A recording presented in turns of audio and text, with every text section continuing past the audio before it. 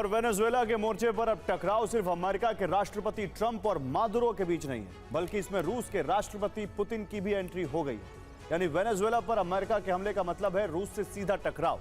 हालांकि मादुरो और पुतिन के बीच हुए समझौते के बाद से इस टकराव के कयास लगाए जा रहे थे, लेकिन अब ट्रंप के एक कदम ने टकराव की पुष्टि कर दी है। क्या है वो कदम, इस रिपोर्ट में देखिए।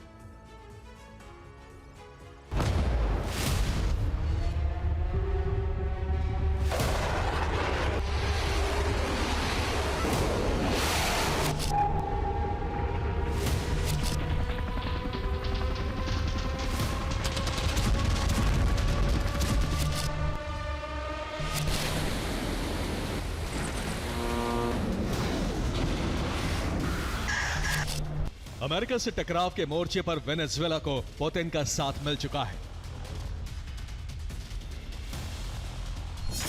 और यही सहयोग कैरेबियन सागर के मोर्चे पर अमेरिका रूस के बीच टकराव का कारण बनने जा रहा है।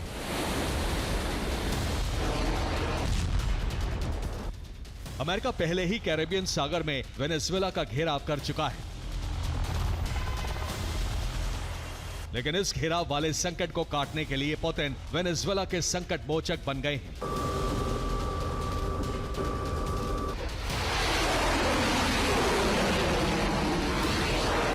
पुतिन का दांव समंदर में टकरा।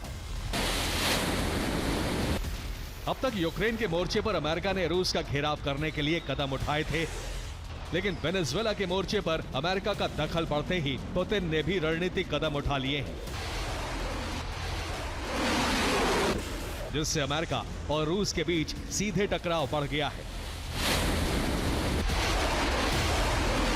पुतिन के इस रणनीतिक कदम को देखते हुए ट्रंप ने भूमध्य सागर से अपने घातक aircraft carrier Gerald R Ford को कैरेबियन सागर के लिए रवाना कर दिया है।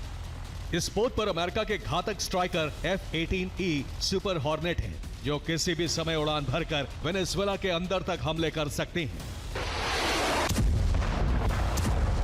लेकिन हमले वेनेजुएला पर होंगे या नहीं, इसे दावे से नहीं कहा जा सकता, और ऐसा इसलिए क्योंकि रूस की प्राइवेट मिलिट्री कंपनी के लड़ाकों ने वेनेजुएला की सीमा पर मोर्चा संभाल लिया है और दूसरी तरफ क्रेमलिन से यूएस के लिए डायरेक्ट चेतावनी भी जारी हो चुकी है, जिसमें कहा गया है कि वेनेजुएला के साथ वार्ता के सभी रास्ते खुले हैं और मॉस्को वेनेजुएला के लिए एकजुटता के साथ खड़ा है।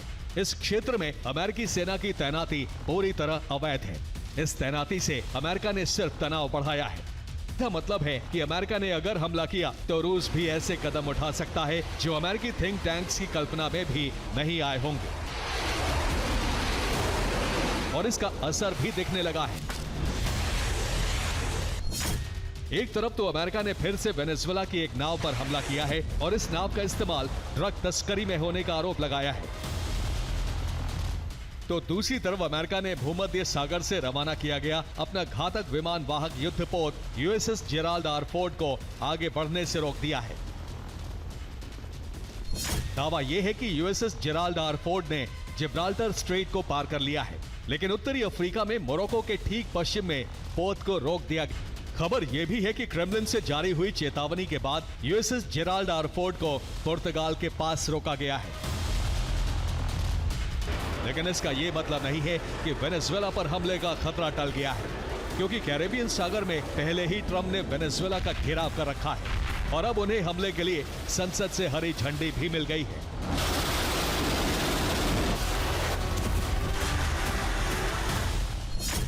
दावा है कि वेनेजुएला पर हमले के लिए सीनेट में मतदान हुआ है और सीनेट ने ड्रग तस्करी के खिलाफ हमले के लिए हरी झंडी दे दी है।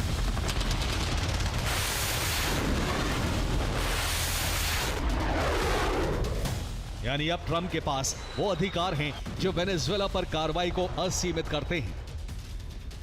ऐसे अधिकार जो कैरेबियन सागर के पार वेनेजुएला के अंदर तक हमले की अनुमति देते हैं।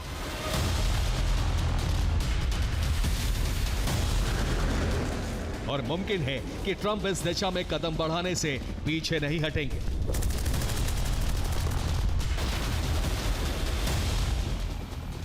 Bureau report, TV9 Bharatvarsh.